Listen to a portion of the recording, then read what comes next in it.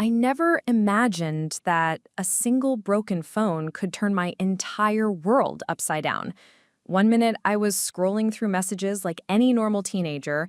The next, my stepfather had shattered it in front of me, and my family said it was punishment. What they didn't realize was that the cloud had already saved every piece of evidence, and that digital proof would soon expose the truth in ways no one expected. My name is Emily Harper, and this is the story of how something meant to control me became the very thing that set me free. Before we jump back in, tell us where you're tuning in from, and if this story touches you, make sure you're subscribed, because tomorrow I've saved something extra special for you. I had always known my household was complicated. After my mother remarried 2 years ago, life had shifted in ways I wasn't quite ready to accept. My stepfather, Gregory Mason, had a presence that filled every room, a kind of authoritative weight that made small mistakes feel enormous. Mom often said he was strict, but fair, and at first I tried to believe her. I tried to fit into this new rhythm, to pretend that I wasn't constantly walking on eggshells. But the cracks were always there, and I had begun to notice that some of Gregory's rules weren't just rules. They were tests of control. The worst part was, everyone in the family seemed to think that any rebellion, no matter how minor, deserved immediate punishment, and I was already under the microscope. It started that Thursday afternoon, the way ordinary days often do. Quiet, uneventful, carrying the promise of nothing more than homework and scrolling through my social feeds. I had just gotten home from school, tossing my backpack into the corner of my room, my mind half on the math assignment in front of me, half on a conversation I'd had online. I had been messaging my best friend, Sophie, about a school project, sharing a few screenshots of our work and joking around about our teachers. Nothing inappropriate, nothing worth getting yelled at or... But apparently, in Gregory's eyes, my phone itself was a problem. I hadn't realized yet that it wasn't the content he was upset about. It was the very act of having a private life. Mom was in the kitchen when I walked in, stirring something on the stove, and I could hear Gregory's voice echoing from the living room, sharp and commanding. "Emily," he called, though it wasn't really a call. It was more like a declaration. My stomach sunk because I already knew when he called me like that, it meant trouble.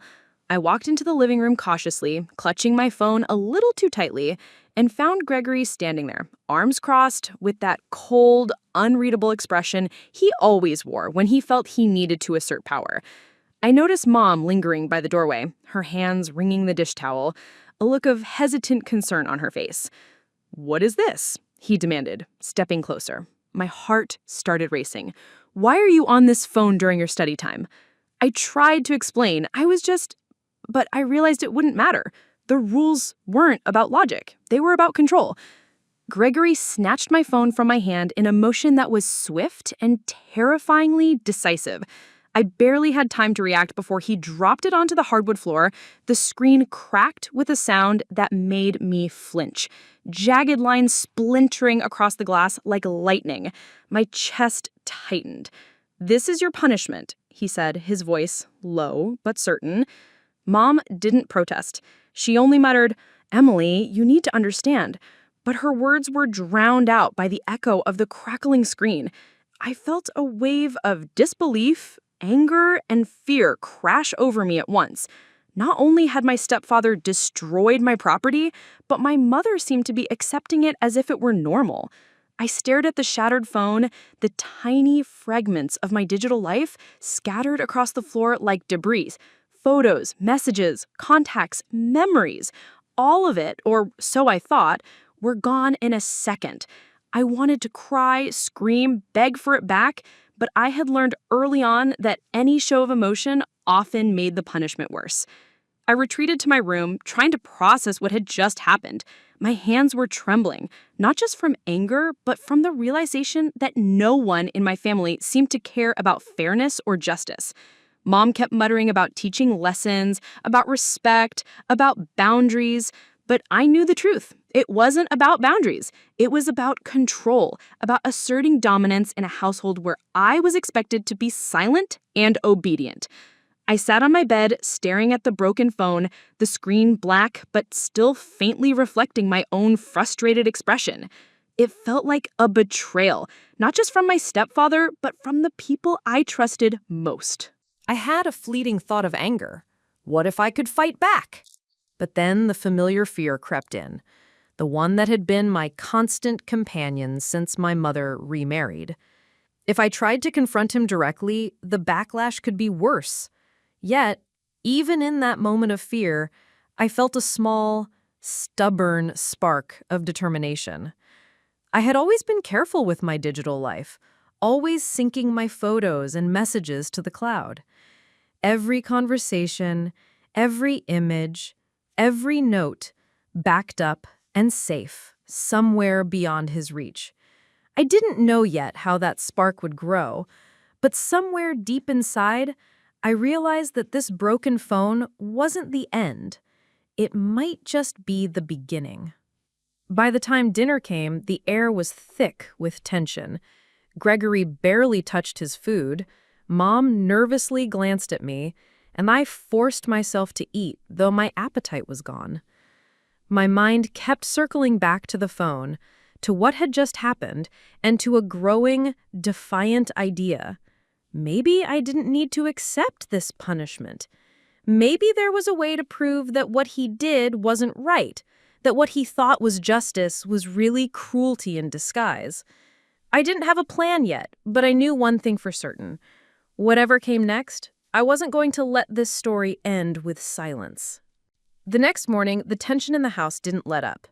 I woke up early, unable to sleep, and noticed immediately that the atmosphere was thick with avoidance and unspoken rules. My mother, Karen Harper, was unusually quiet at breakfast, shuffling eggs and toast onto our plates without meeting anyone's eyes.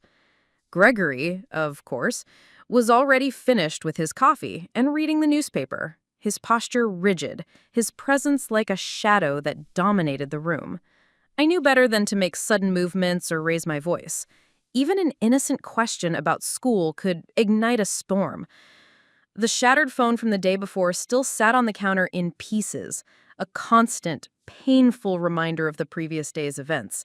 Its broken screen glinted faintly in the morning sun, as if mocking me for daring to think I had a private life.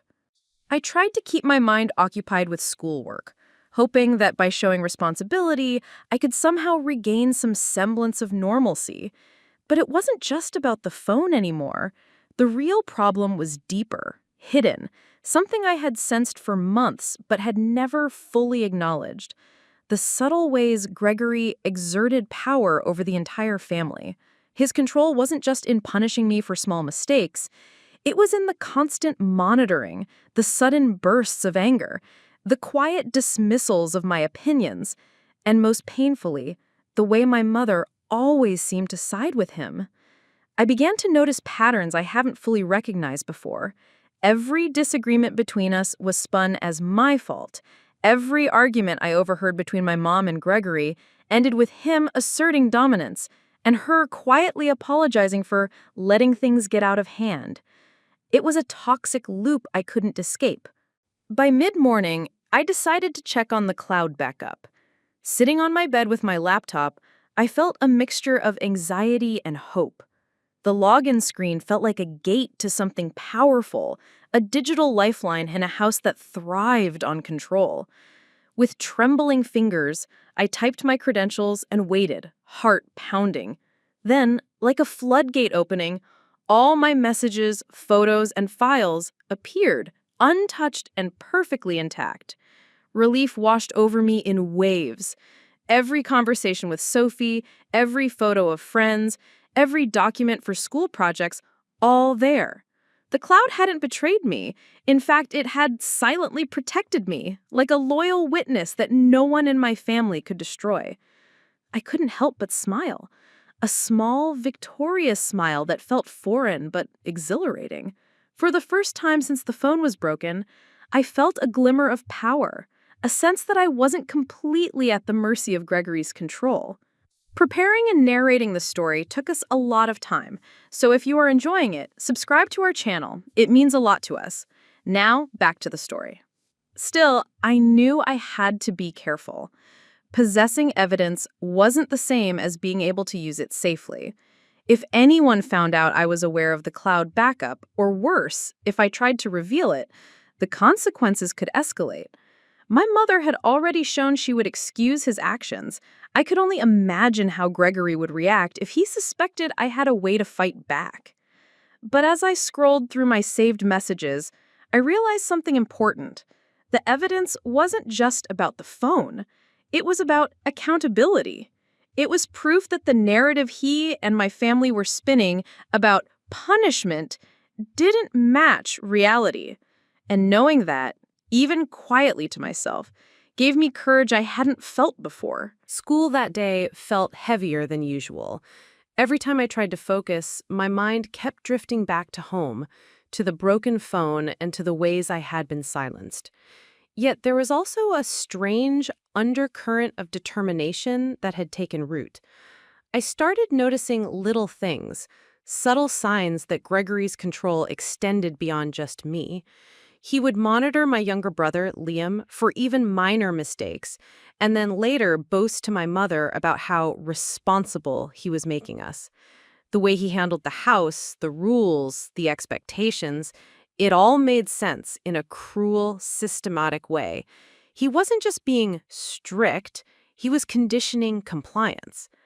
I realized I wasn't alone in feeling trapped.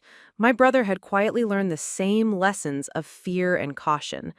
The realization both saddened and strengthened me. If I was going to protect myself, and perhaps even him, I needed a plan, and for that, I needed patience and observation. That evening, back home, the tension had escalated slightly. Gregory had found a small reason to call me out during dinner, an innocuous mistake about forgetting to put my school bag away. His voice was sharp, cutting through the room, and Mom once again quietly intervened to calm things down. But I noticed a subtle difference in myself. I no longer reacted with immediate fear. Instead, I felt a growing awareness of my own resilience. I began thinking strategically about the cloud backup, about what it represented, and about how I could, if needed, use it to reveal the truth without putting myself in direct danger. For the first time, I wasn't just reacting, I was planning, considering options, assessing the risks. Later that night, I sat on my bed again, staring at the broken phone on the nightstand. Its shards reflected the dim lamplight like fractured memories, but I no longer felt hopeless. Instead, I felt a sense of quiet defiance. The evidence was still mine, safely tucked away in the cloud, waiting for the right moment. I knew that if I played my cards carefully, I could expose the unfairness, the control, and the manipulation, not just for myself, but for Liam too. And while the next steps were uncertain, one thing was clear. This broken phone had unintentionally given me something even more valuable than communication. It had given me a weapon of truth. And the idea of wielding it cautiously filled me with a determination I had never experienced before. It happened that Friday afternoon, just as the sky was turning a pale gray and the first hints of rain began to streak the windows. I was sitting at my desk in my room, working on a history essay, the laptop open, the cloud backup still humming silently in the background. My phone lay on the nightstand, its jagged screen a constant reminder of the previous week, and yet I felt oddly calm. The cloud had become my secret ally, a silent witness to everything Gregory had tried to control or erase. I didn't realize it yet, but that day, the breaking point of my life under his rules would arrive in a way I could neither predict nor ignore. The first sign came in the form of an unexpected knock on my bedroom door. "Emily," Mom's voice called softly, though with an edge of tension I couldn't quite place. "Gregory wants to talk to you downstairs." I paused, my pen hovering over the page, trying to gauge the weight of what that meant. Mom rarely delivered messages without a reason, and whenever it was Gregory, it almost always meant trouble. I closed the laptop slowly, feeling a familiar knot in my stomach, and carried myself downstairs, determined not to give him the satisfaction of seeing fear on my face. In the living room, Gregory stood near the couch, arms crossed, staring at me with that same unreadable expression I had come to fear. But this time, there was something different, an intensity, almost like he was on the verge of losing patience. Mom lingered behind him, wringing her hands, her eyes darting between us nervously. I realized immediately that whatever was coming, it wasn't going to be simple. Before I could even ask what this was about, Gregory gestured toward the broken phone. "I found something on your cloud backup that you shouldn't have had access to." My heart skipped. He knew. Somehow he knew. The calm I had felt earlier evaporated instantly, replaced with icy dread. I swallowed hard, trying to keep my voice steady. "I don't know what you mean," I said, though every nerve in my body screamed that this was the moment where I would have to defend myself. Gregory's eyes narrowed. "Don't lie to me, Emily. You've been sharing things, messages that were not meant to be seen, photos that are private, conversations that could embarrass the family." My mind raced. He didn't actually know the specifics. He couldn't.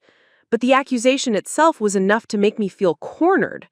I could see Mom looking at me, silent, almost as if she were waiting to see how I would respond. Then came the unexpected escalation. Gregory reached out and grabbed the laptop I had been working on, yanking it from the desk with a force that sent papers scattering across the floor. "I told you before, control is important," he said, slamming the laptop onto the coffee table. "You will not disrespect this household with secrets and technology that you don't understand." I tried to step forward, but he raised a hand, stopping me. "No more excuses." My chest tightened, and I realized that this wasn't just about the phone anymore. This was about power, and he was willing to make the fight personal. I felt a rush of fear and anger, a mix that was almost paralyzing. But in that moment, I remembered the cloud backup, the one thing he couldn't touch. I couldn't let him know I had access. Not yet. "I was just finishing my essay," I said quietly, forcing a calm I didn't feel, hoping my words would buy me time. He didn't respond, only glared. And then, suddenly, my younger brother Liam appeared in the doorway. His face was pale, his eyes wide. "Emily, he's going to check your messages." My stomach dropped. This was it. The moment I had been dreading, the point where the old way of hiding, of silently enduring, could no longer protect me. Gregory seized my phone from the nightstand and held it up, inspecting the shards with a kind of satisfaction that made my skin crawl. "This will teach you," he said. "No more secrets, no more lies." I realized then that the stakes had changed. It wasn't just punishment anymore. It was an attempt to assert total control. My mother looked away, unable or unwilling to intervene. The room felt smaller, suffocating, and I could sense Liam's quiet panic behind me. I knew I had to act, but I also knew that any visible move could trigger an immediate backlash. Then, almost by instinct, I thought about the cloud. Every message, every photo, every piece of evidence was saved safely, untouched. No matter how he tried to claim ownership or control, he couldn't erase it. My pulse quickened as I realized something crucial. I wasn't powerless. I had the proof.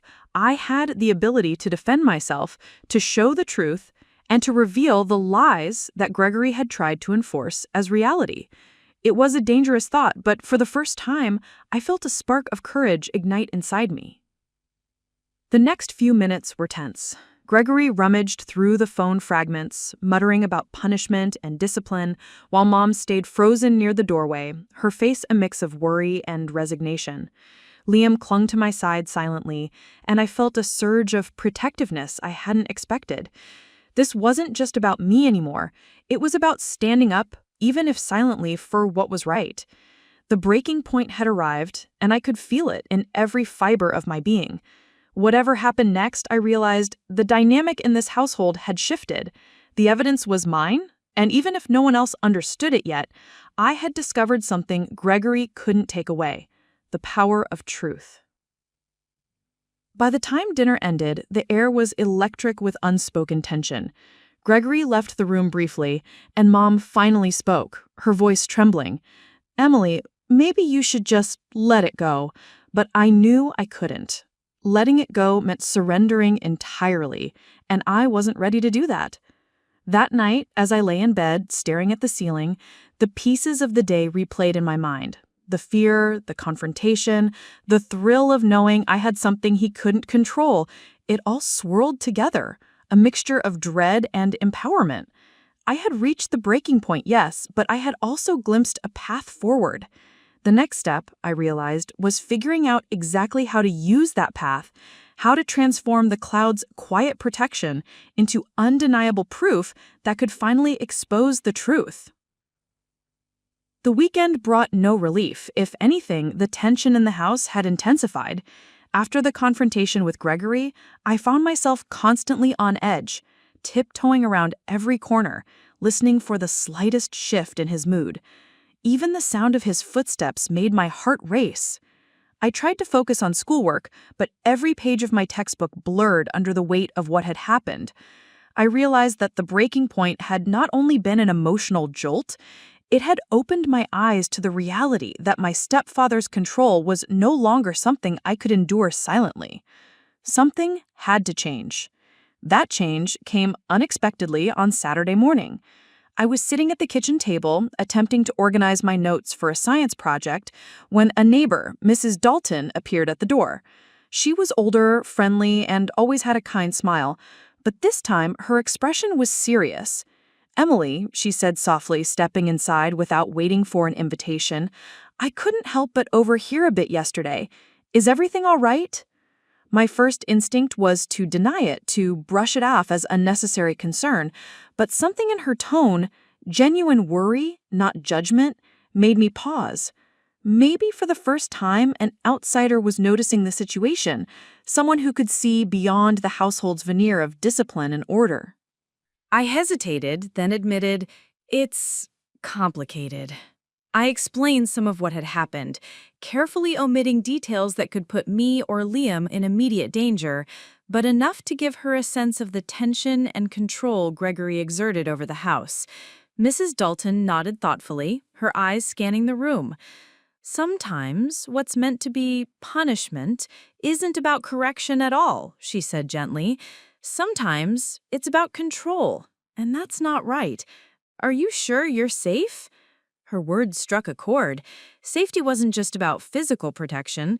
It was about having a voice, about knowing that someone would hear the truth.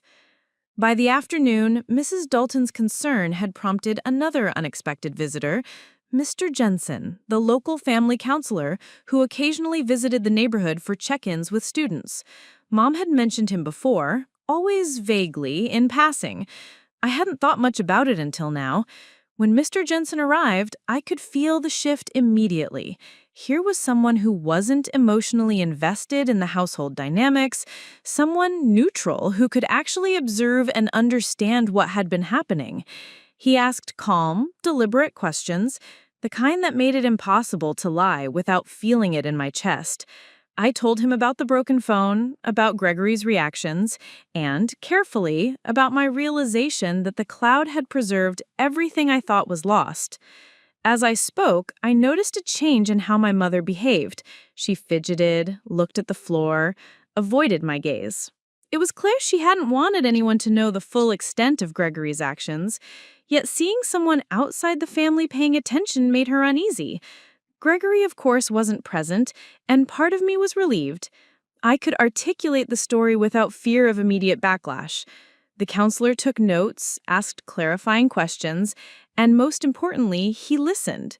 And listening, I realized, was exactly what I had needed all along.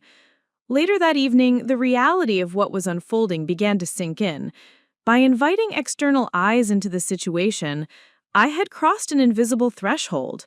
Gregory's attempts to control the narrative could no longer operate in isolation. Evidence, patience, and strategy were coming together. For the first time, I felt the sense of agency. The cloud backup wasn't just digital insurance anymore. It had become a foundation upon which my story could be objectively verified.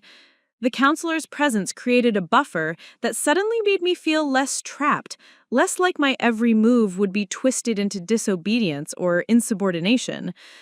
Over the next few days, I became increasingly aware of the subtle ways the household shifted under this new scrutiny. Mom began speaking with a quieter, more reflective tone, no longer casually excusing Gregory's actions without consideration.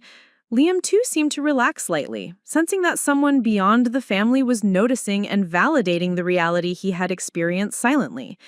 And though Gregory remained physically present, the invisible net of accountability had already begun to influence his behavior.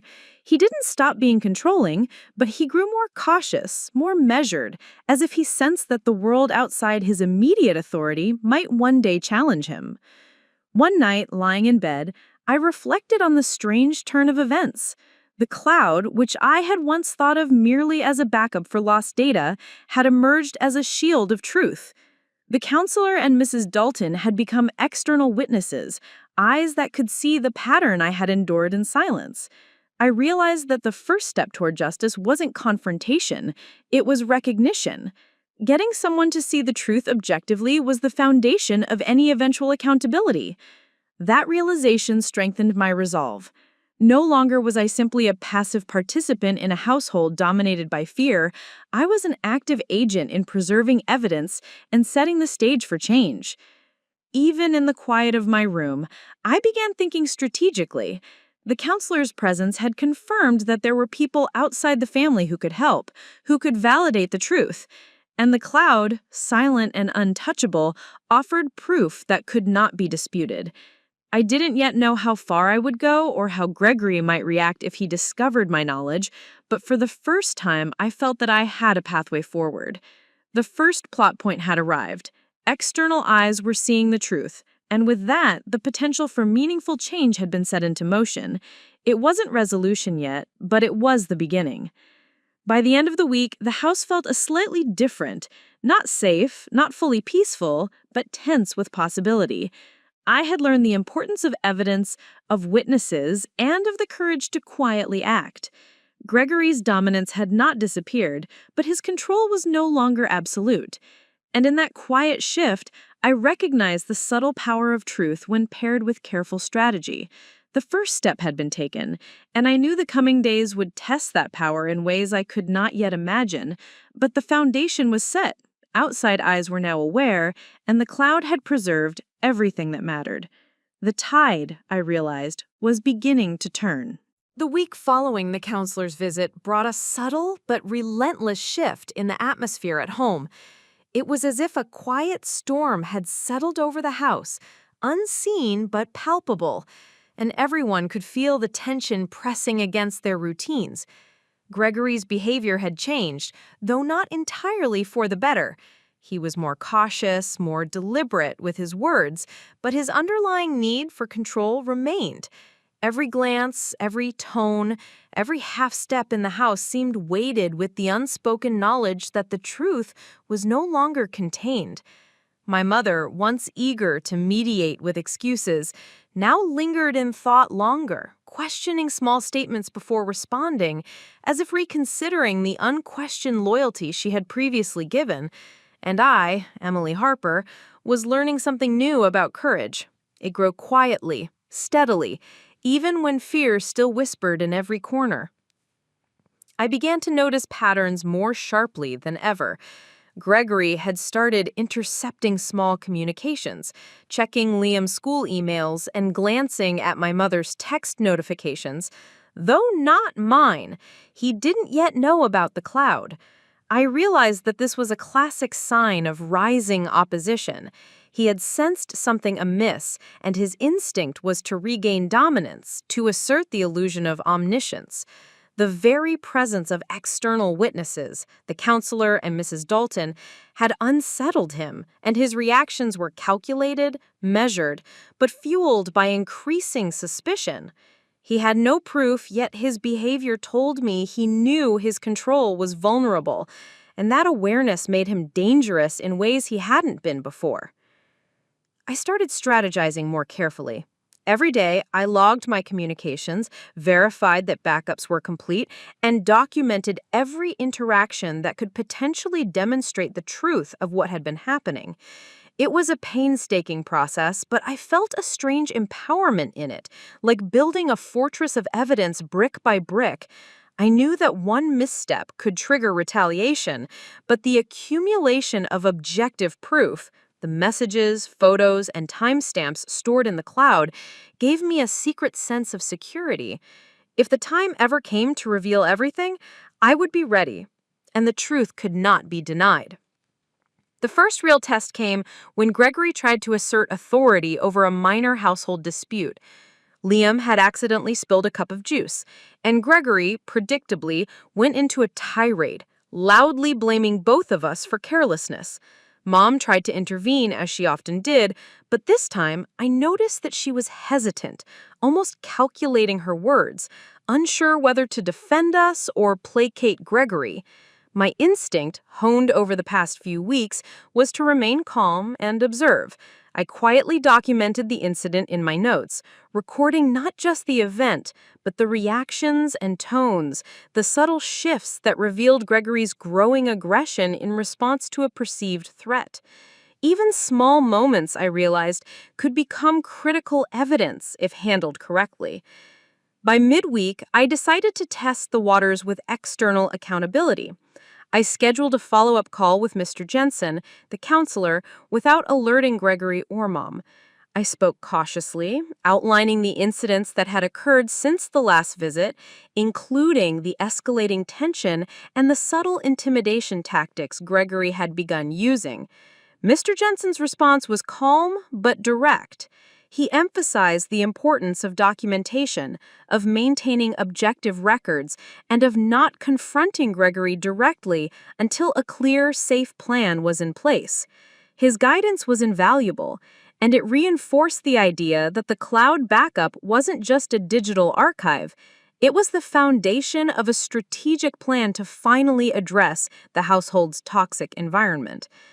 That evening, as I went through my notes and cross-referenced them with messages saved in the cloud, I noticed something that made my stomach tighten.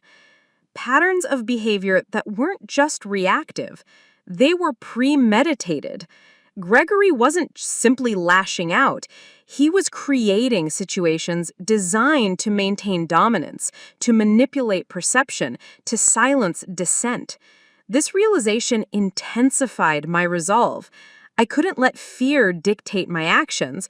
The only way forward was careful observation, methodical documentation, and strategic use of the evidence I had painstakingly preserved. The first pinches of pressure had arrived, and with them the understanding that truth and evidence were my most powerful allies. Gregory's attempts to dominate were growing, but so was my readiness. I wasn't just surviving anymore. I was actively preparing, gathering every piece of evidence that would one day make the lies impossible to sustain. By the end of the week, the household was a powder keg of tension, subtle threats, and careful observation. Every glance from Gregory felt like an evaluation. Every sigh from Mom carried the weight of silent conflict, and Liam looked to me for guidance. The opposition was intensifying, but so was my determination. I had crossed the line from passive endurance into active preparation, and the accumulation of cloud evidence and documented interactions had transformed from a private shield into a foundation for undeniable truth. The rising opposition was now clear. The stage was set for confrontation, and I had learned that patience, preparation, and evidence would be my strongest tools.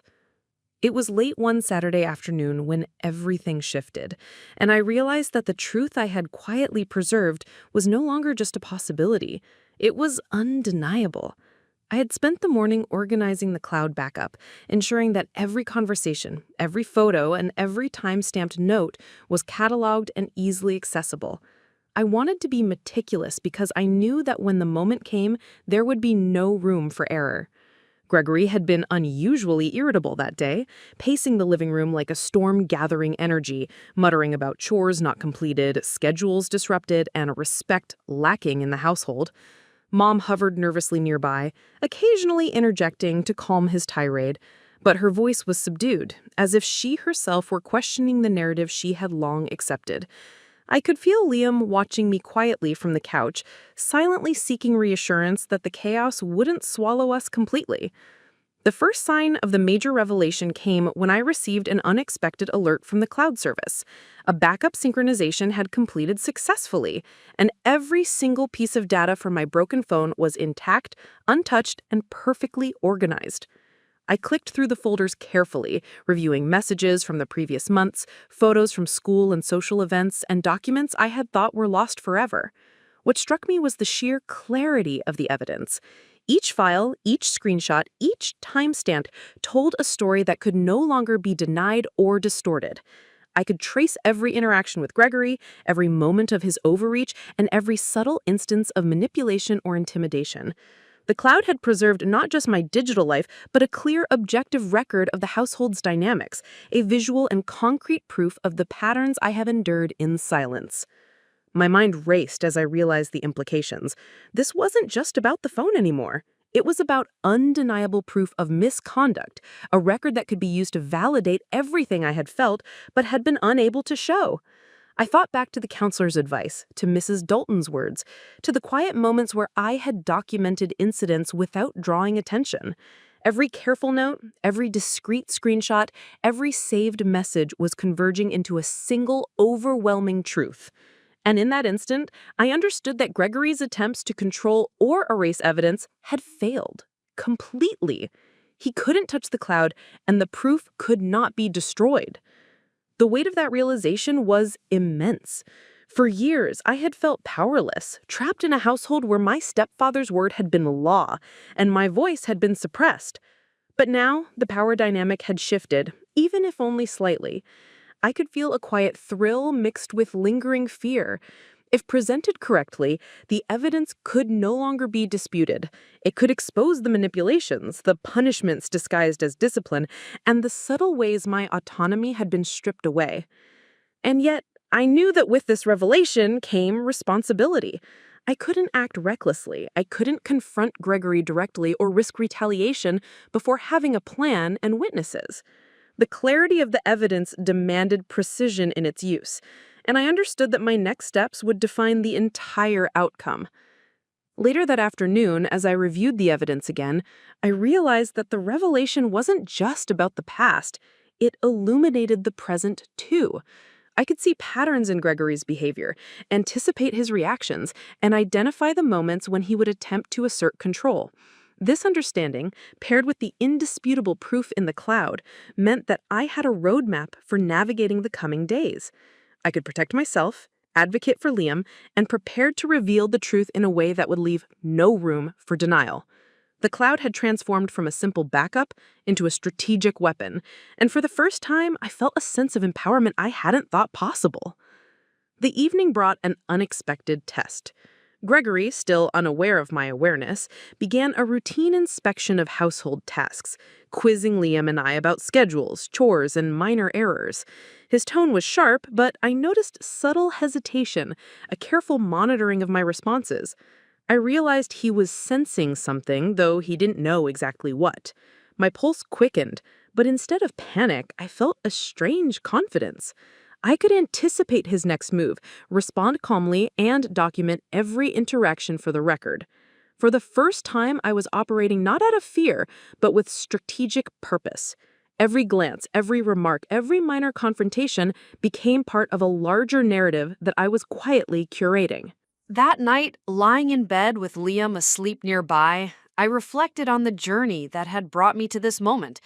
The broken phone, once a symbol of powerlessness and humiliation, had become the catalyst for uncovering undeniable truth.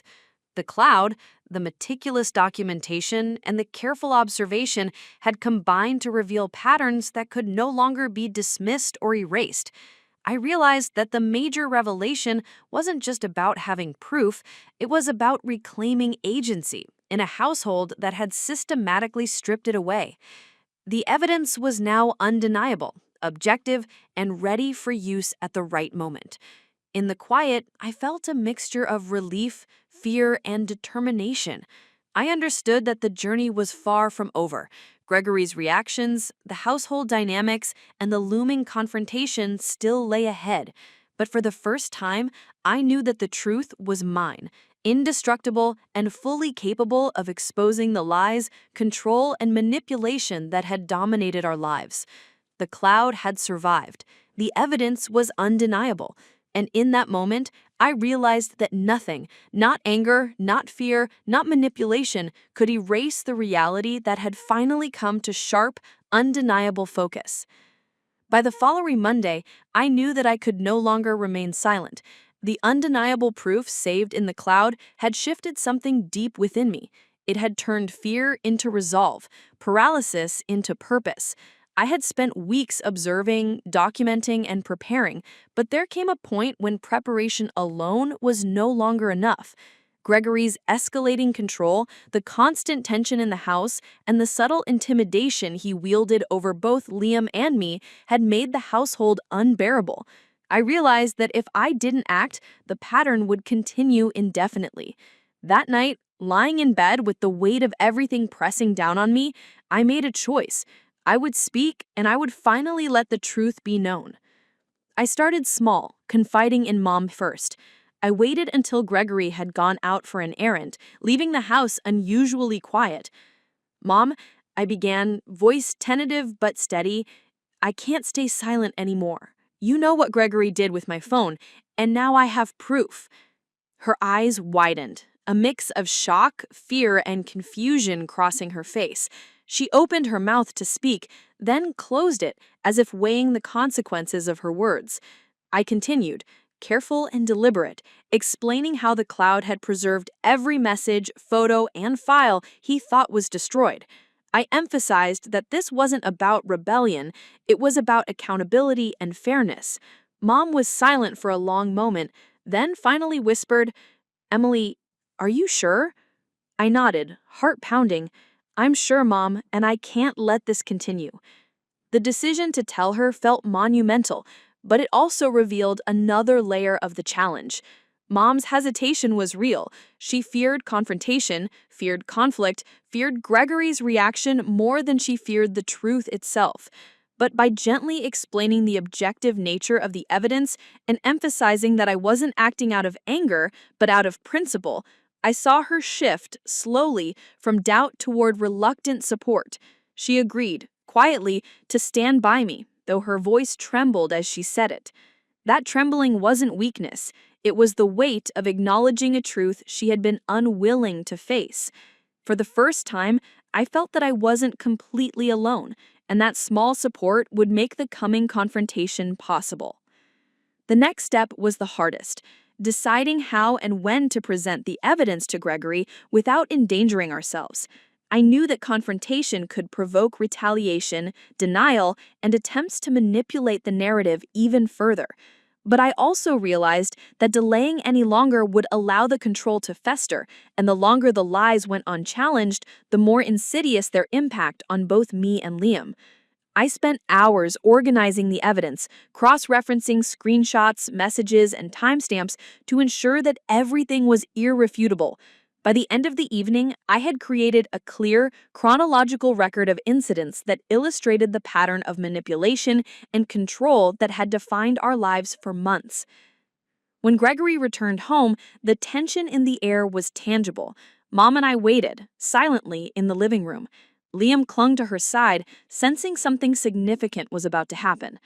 Gregory entered, immediately noting the unusual arrangement of the room and the unusual seriousness on our faces. "What's going on?" he asked, his tone sharp but cautious. I took a deep breath, trying to steady the adrenaline that surged through me. "Gregory, I need you to see something."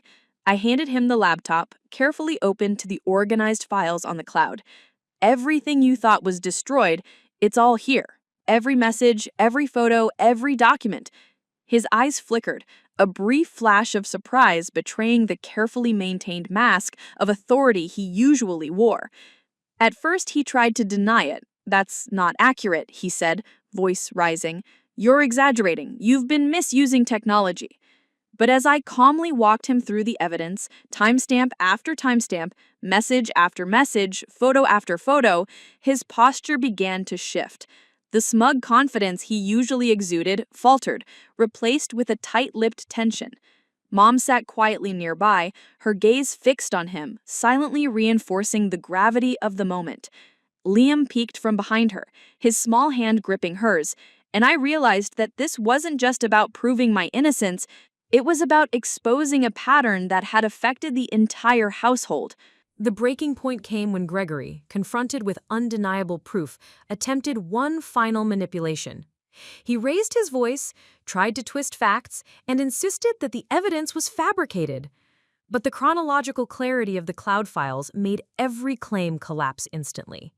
He couldn't dispute the timestamps, the photos, or the consistency of the conversations. For the first time, I saw him truly unmasked, a man who had relied on intimidation and fear to maintain authority, now powerless against objective truth. My voice, shaking but firm, carried across the living room as I articulated each point, connecting actions to consequences, manipulation to reaction, lies to facts. By the time the confrontation ended, the room was thick with silence. Mom exhaled slowly, a mixture of relief and exhaustion washing over her. Liam, usually quiet and reserved, looked up at me with wide, incredulous eyes, a small smile breaking through his fear. And Gregory, though still present, had shifted, visibly subdued, forced to reckon with the reality he had tried so hard to control. I realized in that moment that speaking out was more than just an act of courage. It was a reclamation of power, a declaration that truth could not be silenced, no matter how determined the opposition. That night, as I lay in bed, I reflected on the choice I had made. Deciding to speak was terrifying, but it was the only way to break the cycle of control and fear. The evidence had survived, and in surviving, it had given me and Liam a voice. The all-is-lost moment had transformed into the first step toward liberation. And I finally understood that courage wasn't about absence of fear. It was about confronting it with clarity, strategy, and unwavering determination. The choice to speak had changed everything, and the household would never be the same. The confrontation had started quietly, almost imperceptibly, but by the next evening, it escalated into something unmistakable. A full-on clash between the truth and the lies that Gregory had tried to enforce for months. It began when he returned home from work, slamming the door behind him with more force than necessary, a gesture meant to assert dominance, but which only revealed his underlying tension. Mom was in the kitchen, trying to prepare dinner, but her movements were stiff, her expression wary, as if anticipating what would come next. Liam lingered near the table, silent and watchful, and I stood firmly in the living room, laptop in hand, ready to reinforce the narrative I had painstakingly preserved in the cloud. This wasn't just a confrontation anymore. It was the moment when the antagonist's mask would begin to crumble completely, and there would be no room left for deception. Gregory's first words were sharp, clipped, and filled with controlled anger. "Emily, what is this? Why are you sitting there with that laptop again?" he demanded, as his eyes narrowed as he tried to assert the familiar authority he had wielded for months. I took a deep breath, steadying my voice. "Gregory, I need you to see something. This is the truth, and it can't be ignored anymore." I opened the organized cloud folder and began to walk him through the evidence. Messages he had tried to erase, photos from school projects, timestamps confirming every interaction he had denied or misrepresented. At first, he tried to interrupt, dismiss, and even intimidate me, but the clarity of the evidence made his usual tactics ineffective. Every objection I anticipated had already been addressed by the chronological record I had compiled. The escalation became palpable when he realized that this wasn't just about a single incident or a broken phone. I could see his jaw tighten as I explained how his pattern of control had affected both me and Liam, how manipulations had been consistent, deliberate, and harmful. Mom, for the first time, intervened, not to placate him, but to support the truth. "Gregory, this isn't about punishment. This is about accountability. Emily is showing facts, not opinion." I could see the flicker of recognition in her eyes. She had known the truth, but hearing it articulated so directly, corroborated by objective proof, made it impossible to dismiss. Liam, sitting quietly beside her, looked up at me with a mixture of relief and awe, as if he too finally understood that the pattern of control was no longer invisible. Gregory's mask began to slip. The confident, dominant persona he had maintained was cracking, revealing frustration, fear, and desperation beneath. He leaned back, muttering about misinterpretation, about exaggeration, about going too far, but the facts were undeniable. Each screenshot, each time-stamped message, each organized file dismantled the narrative he had constructed over months. He tried one last tactic, threatening consequences, implying that our use of evidence would be punished in some way. But I had anticipated this. Calmly, I reminded him that these weren't accusations without basis. They were verifiable records, objective proof that could not be erased or twisted.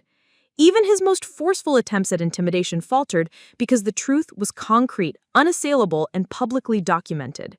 Mom's involvement was pivotal. She began to speak more openly, corroborating specific incidents and validating both Liam's and my experiences. "I've seen how you've handled situations, Gregory," she said, her voice steady now. "I can't ignore it anymore. The truth is here, and we have to face it." This reinforcement broke the tension in an unexpected way. Gregory, confronted simultaneously by objective evidence and the acknowledgement of those he had sought to dominate, began to lose the ability to control the narrative. He fumed silently, pacing, struggling to maintain composure, but every step he took seemed to reinforce the futility of his position. The confrontation had reached a point where denial was no longer sustainable. I could feel the shift in the room. The mounting pressure that had been building for weeks, Gregory's suspicion, his subtle intimidation, and the careful documentation I had maintained was converging into a single moment where the truth demanded recognition. I presented the evidence methodically, calmly, pointing out specific instances where he had attempted to manipulate facts, impose fear, or control behaviors. Each point was reinforced with timestamps, screenshots, and photos. The clarity of the documentation made resistance nearly impossible, and for the first time, I witnessed Gregory's frustration translate into near helplessness. He realized that the very methods he had relied upon, control, intimidation, gaslighting, were no longer effective. By the time the confrontation concluded, the atmosphere in the house had shifted irreversibly. Gregory remained physically present, but the dominance he had once wielded so effortlessly had been undermined by the undeniable truth. Mom and I had both spoken. Liam had silently borne witness, and the evidence from the cloud had provided a foundation no argument could dismantle. For the first time, the balance of power in the household felt altered. The pressure that had been mounting for weeks had reached a point where the antagonist could no longer mask his true nature, and the truth had taken root. I realized that confrontation, when supported by objective evidence and careful strategy, could pierce through the veneer of intimidation and control. That night after Gregory went to his room, Mom and I sat together quietly. "You did the right thing," she said, softly, her voice tinged with relief and exhaustion. "It wasn't easy, but the truth had to be seen." Liam, now more relaxed than I had seen him in weeks, crawled into bed nearby, a small smile on his face. For the first time, the household felt like it had shifted from fear-driven obedience to a space where accountability was possible. The confrontation had been intense, but it had achieved something crucial. Gregory's facade had dropped, and the truth was firmly established as an undeniable presence. The pressure had mounted, and in that crucible, clarity, courage, and strategy had proven stronger than control and intimidation. The night after the confrontation was a strange blend of relief and dread. On one hand, the truth had finally been laid bare. Gregory's lies, his manipulations, and his attempts to control both me and Liam had been exposed with undeniable proof. The cloud evidence, every time-stamped message, every photo, and every screenshot had served its purpose. Yet the victory felt incomplete, tinged with an unexpected heaviness. Gregory, though outwardly subdued, had retreated into a silence that was as sharp and threatening as his previous tirades. The calm was deceptive. Beneath it, I could sense the storm brewing, the backlash that always seemed to follow when someone dared to disrupt his carefully constructed world. I had crossed the line from passive endurance into active assertion of truth, and that had consequences I was only beginning to understand. The first consequence was emotional. Gregory's cold withdrawal created a vacuum of tension that filled every corner of the house. Mom tried to maintain normalcy, but the weight of what had transpired hung over her, heavy and oppressive. She was quieter than usual, often lost in thought, glancing at Gregory's closed door with a mixture of fear and guilt. Liam, normally so cheerful, retreated into silence, staring at the floor or clutching his blanket as though bracing himself for an inevitable storm. I felt responsible not only for the confrontation itself, but for the emotional fallout it had triggered. Even as I knew the truth had to be spoken, I could not ignore the immediate toll it was taking on my family. Every smile felt forced, every word measured, every interaction a careful negotiation of what could or could not be said without triggering Gregory's anger. Mom and I tried to shield Liam from these indirect attacks, creating small pockets of reassurance throughout the day. We spoke quietly in the kitchen while Gregory was out, discussing how to navigate the tension without escalating it further.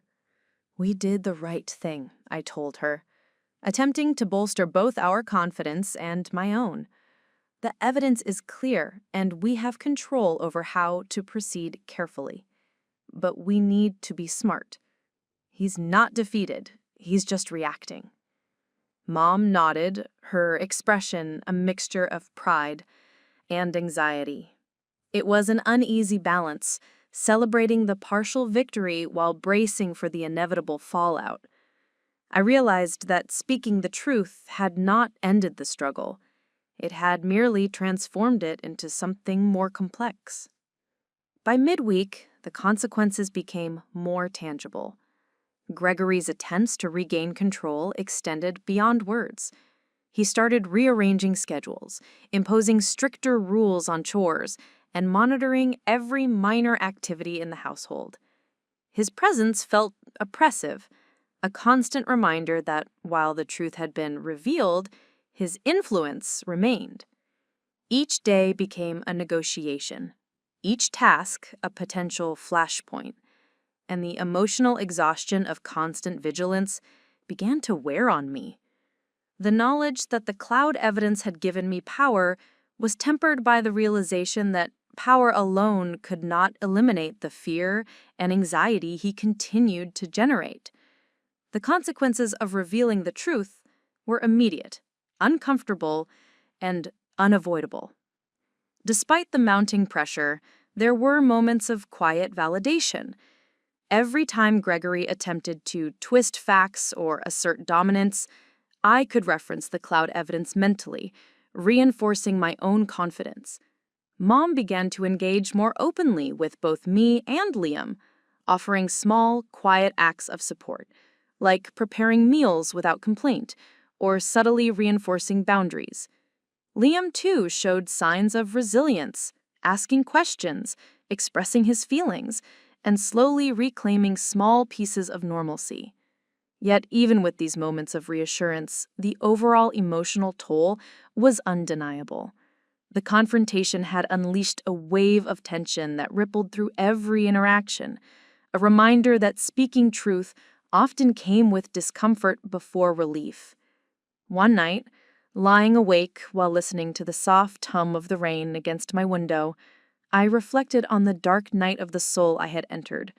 Speaking out had been necessary, but the backlash, emotional strain, subtle intimidation, and the tense silence in the house was a price I hadn't fully anticipated. Fear and doubt crept in despite my earlier confidence, questioning whether the risk had been worth it. Yet beneath the uncertainty, a stronger feeling began to root. The undeniable knowledge that the truth, once revealed, could never be erased. I had seen the cracks in Gregory's armor, and though the consequences were real, the foundation of honesty I had established would ultimately withstand the tension. By the end of the week, the household had reached a tenuous equilibrium. Gregory remained present, imposing his will in small, controlled ways, but the leverage of fear he once wielded had been weakened. Mom and Liam, though still cautious, were beginning to navigate the aftermath of the confrontation with more confidence. And I, exhausted but determined, understood that the dark night of the soul was not the end. It was a crucible, testing the resilience, courage, and patience necessary to carry the truth to its ultimate conclusion. The backlash had been severe, but it had also affirmed that revealing deception came with cost, and that enduring that cost was part of the journey toward vindication. The moment for the final push arrived unexpectedly, yet with a clarity that left no room for hesitation. After days of tension and silent intimidation, it became clear that the truth could no longer remain confined to whispered conversations, cloud backups, or private confrontations. The evidence I had painstakingly preserved, messages, photos, and documents, needed a stage, an audience capable of enforcing accountability and validating the ordeal I and Liam had endured. That stage presented itself in the form of a school administrator who had previously worked with Mom and who had shown genuine concern during a routine parent-teacher conference. I knew this was the opportunity to present the narrative of abuse and control in a way that could no longer be dismissed. It was time for the truth to go on trial, to stand in the light and confront authority directly. Mom and I spent the morning preparing. We printed a carefully organized summary of the cloud evidence, highlighting key incidents and creating a timeline that would clearly illustrate Gregory's patterns of manipulation, intimidation, and coercion. Liam helped where he could, adding small notes about experiences he had personally endured, corroborating the record with his perspective. The act of preparation was empowering. For weeks, I had feared confrontation, yet now the strategy, documentation, and support system we had built gave me confidence. Mom, though anxious, offered a calm presence, reinforcing the importance of clarity, patience, and precision. We rehearsed the presentation in the living room, practicing the articulation of each point, anticipating possible objections, and ensuring that the story remained factual and unemotional, grounded in evidence rather than accusation. When we arrived at the school administrator's office, the atmosphere was surprisingly formal yet supportive. Mrs. Langley, the assistant principal, greeted us with genuine concern, immediately noticing the seriousness in our demeanor. "I can tell this is important," she said softly, gesturing for us to sit. I opened the organized binder and began presenting the evidence chronologically, highlighting patterns of behavior, showing timestamps of messages, and describing incidents in which Gregory's authority had been used to intimidate or manipulate. The administrator listened intently, occasionally asking clarifying questions, taking notes, and reinforcing the credibility of the evidence by acknowledging its objective nature. Liam, sitting quietly beside me, occasionally added details, his small voice lending authenticity to every claim. Gregory, though not present physically, had been given notice of the meeting through a neutral notification, as was protocol, yet he had declined to attend. His absence did not diminish the impact. Rather, it emphasized the impartial nature of the forum. Mrs. Langley's role was not to side with anyone, but to objectively assess the validity of the evidence and determine the appropriate course of action. As I walked her through each piece of documentation, explaining the sequence of events and the rationale behind my decisions to preserve the proof, I could feel the culmination of months of preparation converging into this moment. The undeniable clarity of the cloud evidence and the corroboration from both Mom and Liam left no room for dismissal, distortion, or denial. What struck me most during the presentation was the sense of validation. For so long, I had feared that my experiences would be discounted, that Gregory's dominance and my mother's initial reluctance to intervene would overshadow the truth. Yet here, in this office, every piece of evidence mattered. Every voice was heard, and the truth stood firmly against the attempts at manipulation and control. I could see Mrs. Langley's focus, the careful weighing of facts, and her deliberate acknowledgement of the patterns that had defined the past months. The experience was transformative. It revealed the power of meticulous documentation and strategic action, and it reinforced the principle that truth, when presented methodically, could command attention and demand accountability. After presenting the evidence, Mrs. Langley paused, her expression measured. "Emily, thank you for being thorough and brave," she said. "What you've presented here is clear, factual, and compelling. We will take immediate steps to ensure that appropriate measures are implemented to protect both you and Liam and to hold Gregory accountable for the documented behaviors." Relief washed over me, a mixture of validation, triumph, and lingering tension. It was the first time I felt that the struggle had moved beyond my private control, beyond household dynamics, and into a public, formal space where consequences were unavoidable.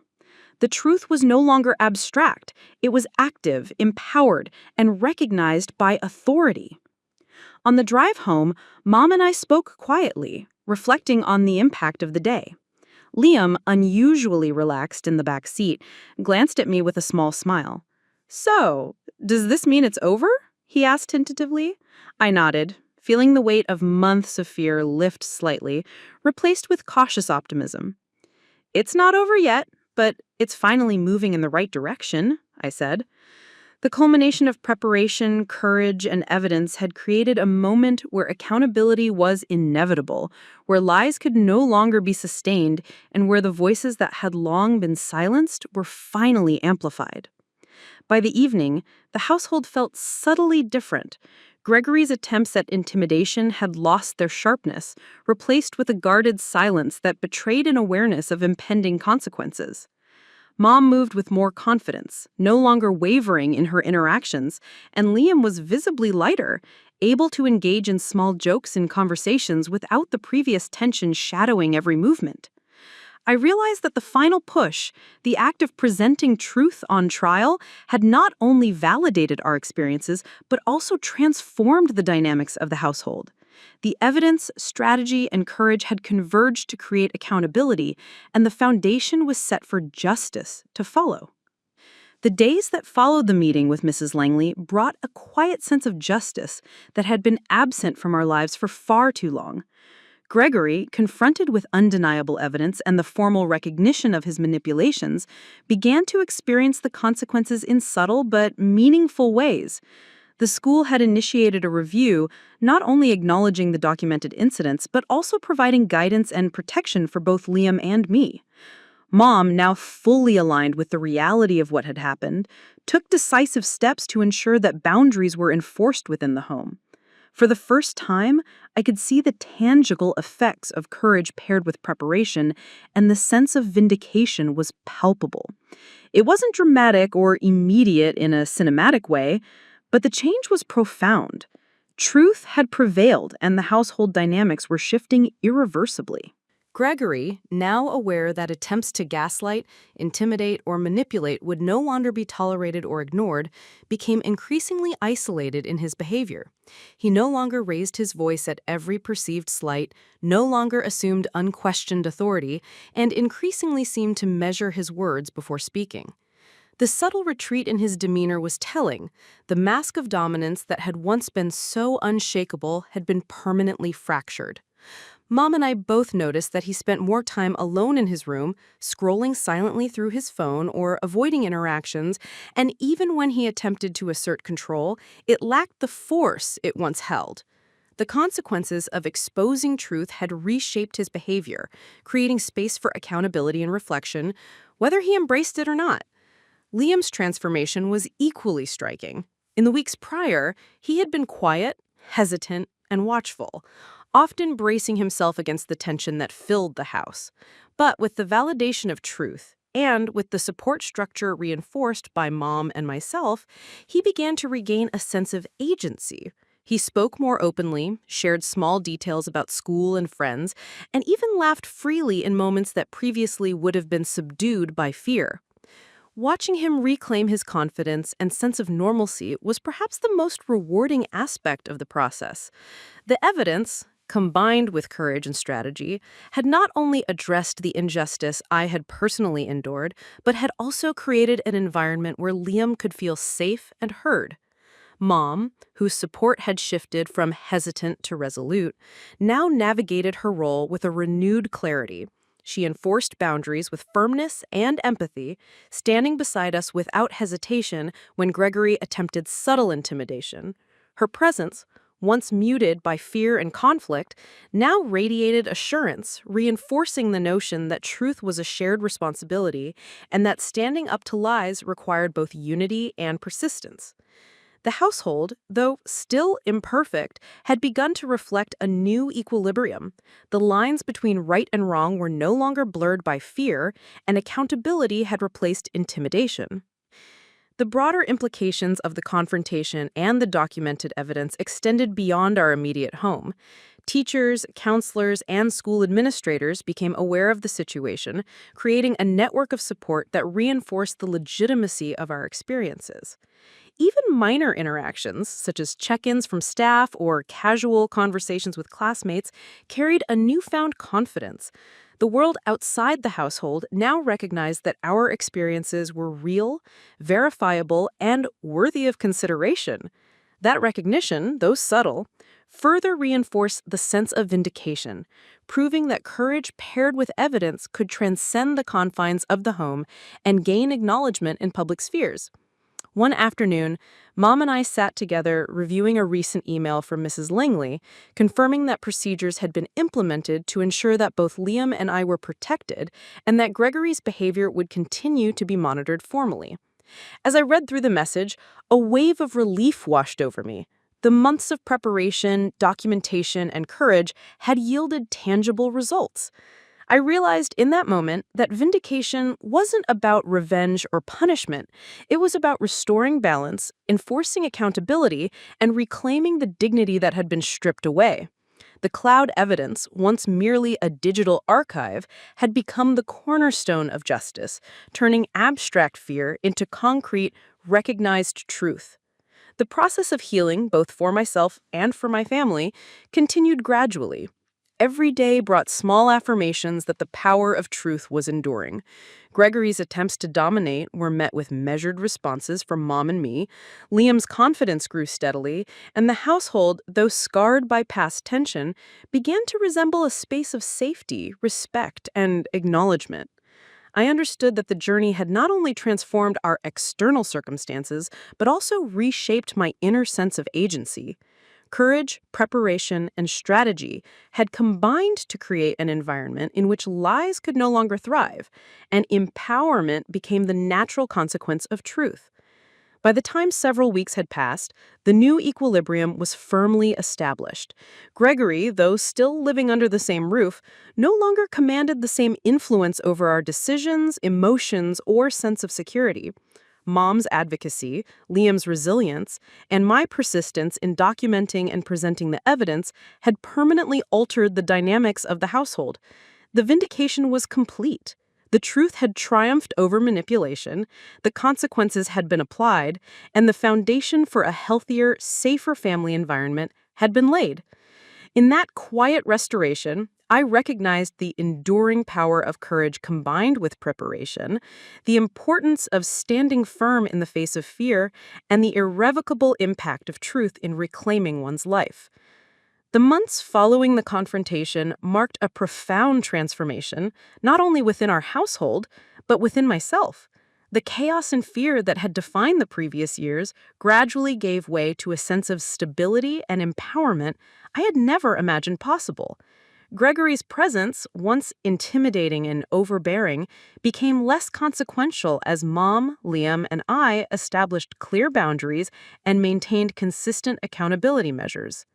The cloud evidence, which had once been a private repository of survival and preparation, now represented a tangible symbol of the power of truth, proof that courage, documentation, and perseverance could reshape lives.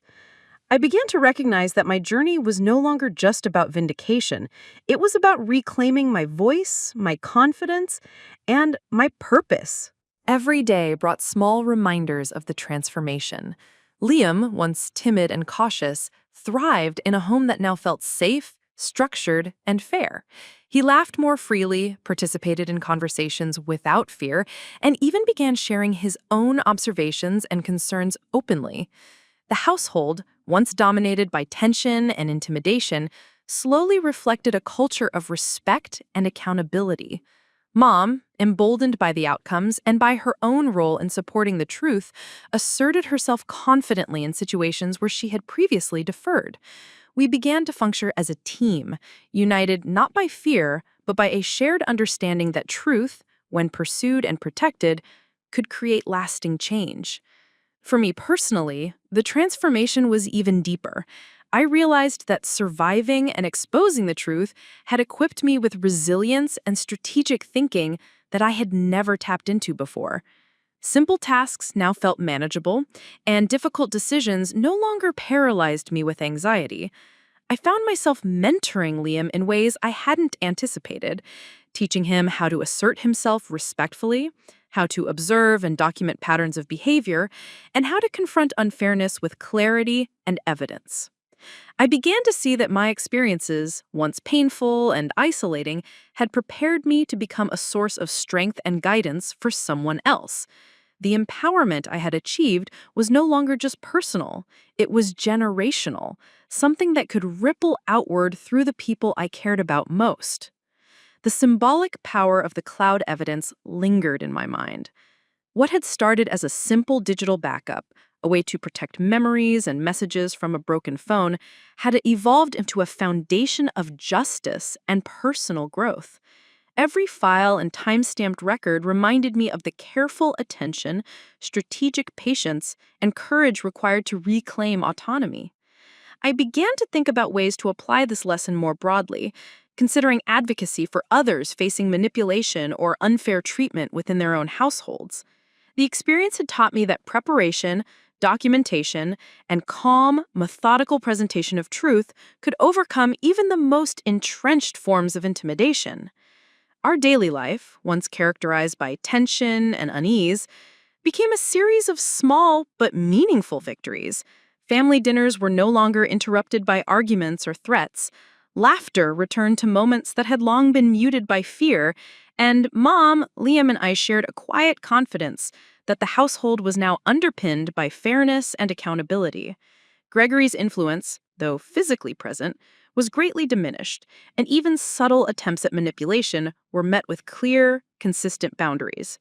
This equilibrium was the product of months of courage, preparation, and perseverance, and it solidified the lesson that transformation often requires both patience and confrontation, combined with undeniable evidence and strategic action.